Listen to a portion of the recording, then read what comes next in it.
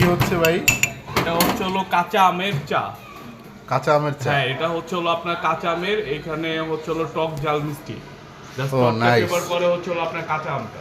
আমাদের এখানে তেঁতুল আছে, যেমন তেঁতুল চাও আছে। হ্যাঁ, তারপর Nice, হচ্ছে ভাই। হলো খেজুরের গুড়ের চা আছে। আমাদের খেজুরের চা একদম একদম পিওর, যেটা আসলি খেজুর ঝিনাইদহ থেকে, without sugar. Wow, nice. Mixer আর কি। হ্যাঁ, তারপর Very আছে হলো nice. লাচ্ছিটার দইটাও আপনার নিয়ে আসা হয়েছে হলো বগুড়ার দই, একদম পিওর বগুড়ার দই। তারপর আইস টি আছে, তারপর আইস কফি আছে, মানে সব কিছুই আছে মোটামুটি কম বেশি আর কি। নাইস গাইস, আমি এখানে প্রায় আড্ডা দিই এখানে ভাইয়ের সাথে।